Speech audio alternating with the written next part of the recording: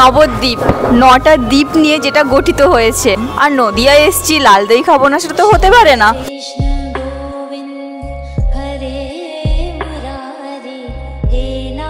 এখন যাচ্ছি 60 ফুট মহাপ্রভুর দর্শন করতে।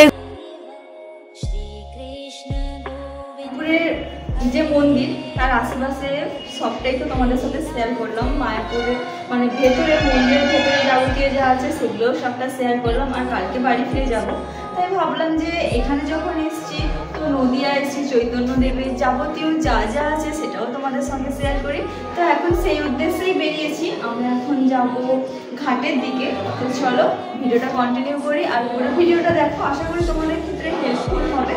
যদি কারো কোনো কিছু জানার থাকে তাহলে অবশ্যই আমাকে কমেন্ট করো। তো চলো তাহলে যাওয়া যাক।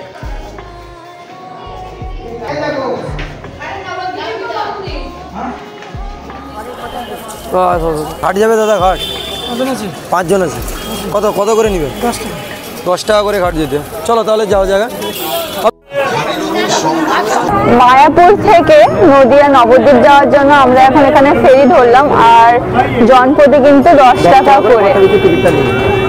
তো চলো শ্রী মহাপ্রভু চৈতন্যের জন্মস্থান সবকিছু দর্শন করা যাক এবং সঙ্গে তোমাদেরকেও দর্শন করানো যাক।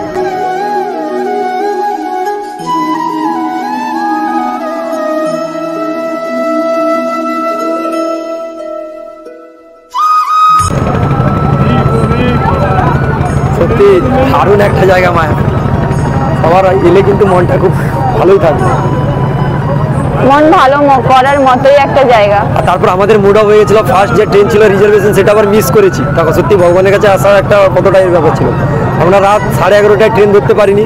তারপর সকালে ফের আবার লোকাল ট্রেন কেটে টিকিট কেটে ফের মায়াপুর উদ্দেশ্যে রওনা দিয়েছি। কিন্তু আমাদের প্ল্যানটা পুরোটাই চেঞ্জ হয়ে গেছে। প্রথম ছিল আমাদের কোথায় মুর্শিদাবাদ যাওয়া, মুর্শিদাবাদ হয়ে মায়াপুর আসার প্ল্যান ছিল। কিন্তু এই যে বলে না যে ভগবানের ইচ্ছা থাকলে সব কিছু করা যায়, ভগবানের ইচ্ছা না থাকলে কোনো কিছুই হয় না। ইচ্ছা ছিল না ভগবানের, তাই আমরা যেতে পারিনি।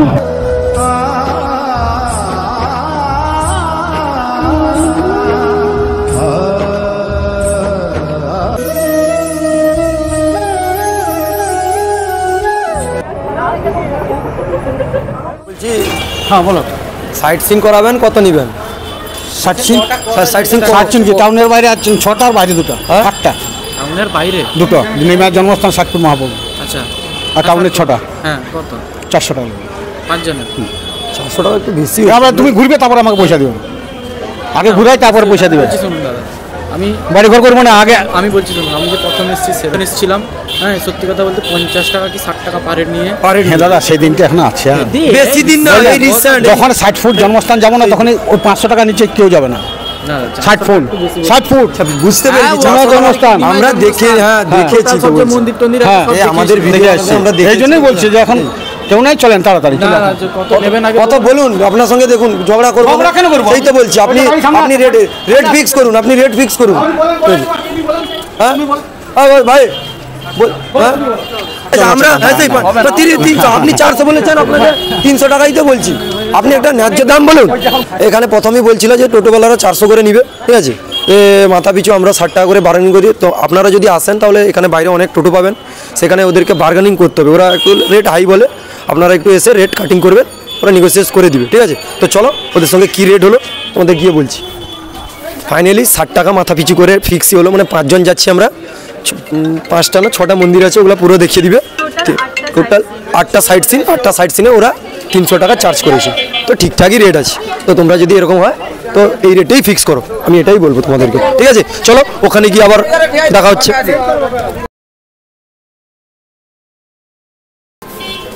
কিসের জন্য বিখ্যাত? এটা আছে রাধারানী। আচ্ছা আচ্ছা। আর গুপ্ত বৃন্দাবন মাটির নিচে। আচ্ছা আচ্ছা, তাহলে আমরা গিয়ে তাহলে ভেতরেই দেখতে পাবো। রাধারানী তো মারা গেছে, রাধারানীর মুক্তিটা আছে ওইটাই। আচ্ছা আচ্ছা। আর অটল বাবাজি, আচ্ছা, ওর মুক্তি করা আছে ওইটাই, ওটা রাধারানীর মন্দির। আর হ্যাঁ, আর মাটির তলায় যদি গুপ্ত বৃন্দাবনে যাও, আচ্ছা, এই যে এখানে টিকিট কাটতে হবে। এই যে এখানে 10 টাকা করে এক জন, পার হেড 10 টাকা। আচ্ছা, এখানে ভেতরে মানে কি আছে? ভেতরে যাও, দেখতে পাবে গুপ্ত বৃন্দাবন, বৃন্দাবনের সব ঠাকুর আছে, তুমি ফটো করতে পারো। গুপ্ত বৃন্দাবনে যেতে হলে তোমাদেরকে 10 টাকা দিয়ে টিকিট কেটে ঢুকতে হবে। তো ওরা কেউ আসেনি, চলো তাহলে আমি যাই এবং সঙ্গে তোমাদেরকেও দর্শন করাই ভিতরে কি আছে। আমি গর্বিত যে আমি সনাতনী, আমি লজ্জিত যে আমি আমার ধর্ম নিয়ে কিছুই জানি না। প্রভু শ্রীকৃষ্ণের লীলা সম্বন্ধে সঠিক জ্ঞান আমার নেই। গুপ্ত বৃন্দাবনে না এলে আমি তার বিন্দুমাত্রও জানতে পারতাম না। শ্রীকৃষ্ণের এত লীলা, এত কাহিনী, তার মধ্যে কিছুটা জানা কিন্তু আমাদের অত্যাবশ্যক জরুরি। তাই গুপ্ত বৃন্দাবনে এসে আপাতত কিছু জ্ঞান আমার হয়েছে। আমি তোমাদেরকেও বলবো গুপ্ত বৃন্দাবনটা কিন্তু মিস করো না। অনেক কিছু জানার আছে, শেখার আছে আমাদের ধর্মটাকে এগিয়ে নিয়ে যাওয়ার জন্য।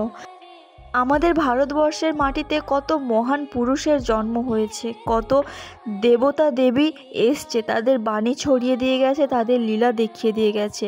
আমরা যদি জীবনে চলার পথে কোনো রকম কষ্ট পেতে না চাই, তাহলে তাদের বাণী আমাদের মেনে চলতেই হবে। বর্তমান যুগে হরে কৃষ্ণ কৃষ্ণ কৃষ্ণ হরে হরে এই মহামন্ত্র ছাড়া আমাদের কিন্তু কোনো গতি নেই। সেটা আজ না হলে কাল সবাই একটু একটু বুঝতে পারবে। আর এখানে এলে কিন্তু আমরা পৃথিবীতে কেন এসেছি, কেন আমাদেরকে পাঠানো হয়েছে, সবটাই একটু হলেও তুমি জানতে পারবে। চলো তাহলে সবাই মিলে একবার বলি গৌর নিতাই প্রেমানন্দে কি হরি হরি বল। এরপর আমরা কোথায় যাব? এরপর যাব নিমাইয়ের জন্মস্থান। নিমাইয়ের জন্মস্থান, চলো।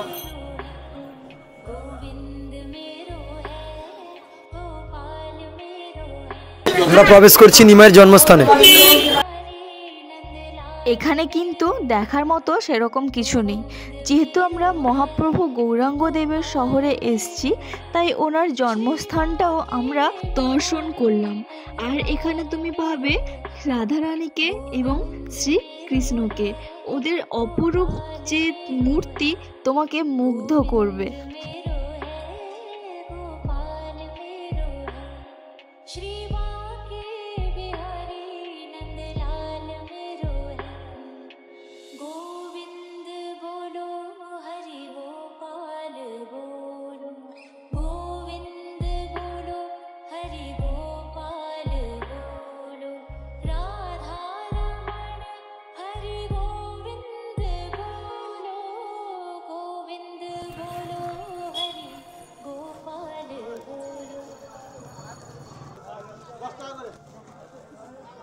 সাত ফুট মহাপ্রভু, চলো তাহলে দর্শন করা যাক।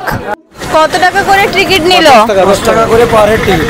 চলো কিন্তু মাস্ট বি। এই যে এখান দিয়ে দাও। ভালো ভালো ভালো।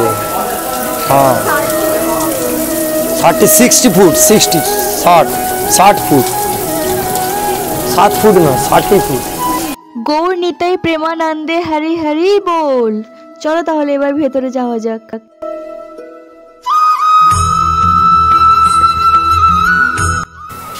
আমরা এখন যাচ্ছি 60 ফুট মহাপ্রভু দর্শন করতে গুহার ভেতর দিয়ে। আর মানে সত্যি পরিবেশটা এখানে অন্যরকম, আর এসেও সত্যি খুব ভালোও লাগছে।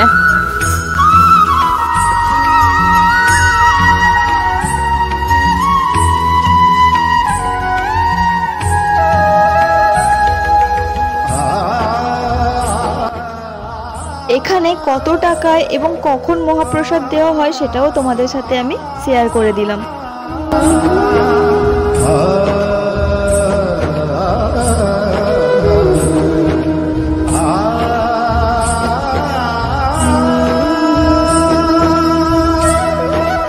জয় শ্রীরাম, জয় বজরঙ্গবলী।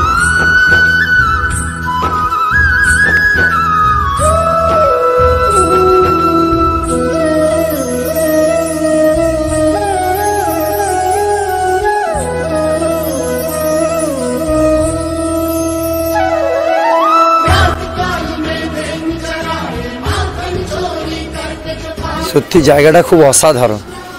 কিছু তোমার মন শান্তি হয়েছে তো? কিছু বলার নেই, জায়গাটা এতটাই সুন্দর লেগেছে। দুটো মন্দির ঘুরলাম, কিন্তু তার থেকে আমি মনে করি এই পরিবেশটাতে খুবই সুন্দর একটা সাজানো গোছানো, একটা সুন্দরভাবে তুলে ধরেছে। ঠিক আছে, মানে নবদ্বীপ ঘুরতে এলে এই জায়গাটা মাস্ট বি ভিজিট করতে হবে। তোমরা এসো, দেখো, নিশ্চয়ই তোমাদেরও ভালো লাগবে। যারা যারা এই ভিডিওটা দেখছো প্লিজ একবার হলেও একটু আমি রিকোয়েস্ট করছি হরিনাম কিন্তু একবার সত্যি কথা বলছি, তুমি যতই হোক না কেন এই যে হরিনামের একটা যে নয়েজ বা সাউন্ড বলো মনকে ছুঁয়ে যায়।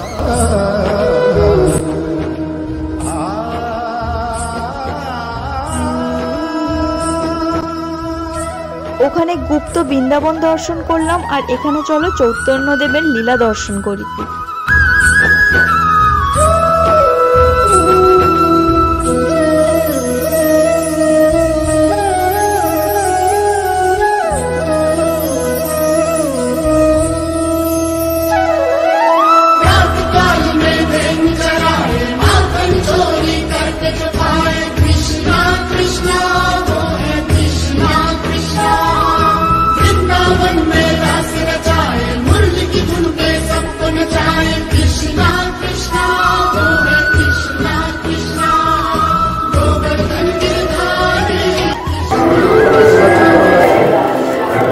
আমার লাড্ডু গোপালের খুব শখ, কিন্তু কি বলবো আমার কাছে লাড্ডু গোপাল নেই, বিয়েতেও কেউ গিফট করেনি, কিন্তু সেই সুযোগটা আর কে হাতছাড়া করে বলো, তাই আমিও একটুখানি সুযোগ পেয়ে লাড্ডু গোপালকে দোলনা ঝুলাচ্ছি। মা যশোদার লাল্লা কানহাইয়া হলেও আমাদের লাড্ডু গোপাল তার বাবারও খুবই প্রিয় ছিল, নন্দরাজের রাজা ছিল সে, তাই সন্তান মায়ের জীবন হলেও সন্তানের পেছনে বাবার অবদান কিন্তু কখনো ব্যাখ্যা করা যায় না। সবাইকেও তো দিতে হবে লাড্ডু গোপালকে, সবারই পছন্দ লাড্ডু গোপালকে দোলানোটা।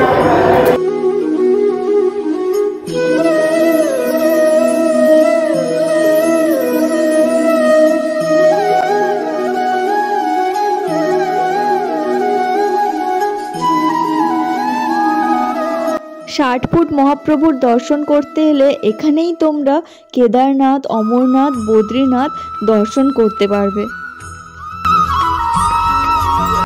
শুধু এইটা দেখবেন, এইটারে ছবিটা নিও না, নাহলে আবার দেখি ওখানে ছবি নেওয়া ভিডিও করা যাবে।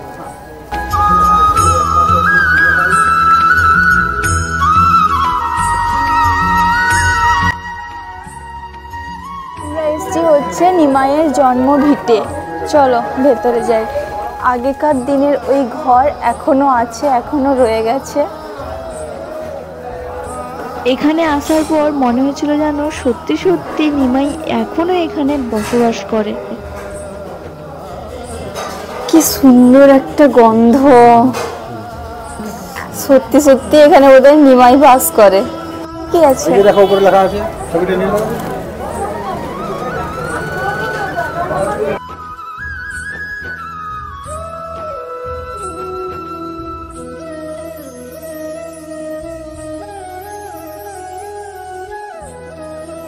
এরপর আমরা যাচ্ছি মহাপ্রভুর চরণ পাদুকা দেখতে।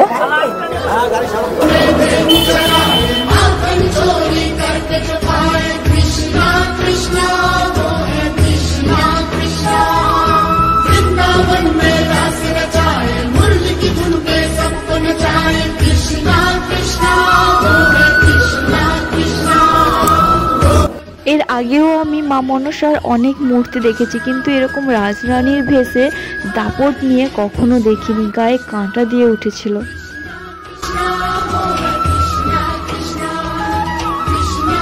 এখানে আসার পর থেকে আমরা অনেকগুলোই কৃষ্ণকে এবং তার সিংহাসন দেখলাম, বাট এই সিংহাসন এবং এই মূর্তি যেন চোখ ধাঁধিয়ে দিচ্ছে। আপনিও ভালো ঘুরিয়েছেন আমাদের।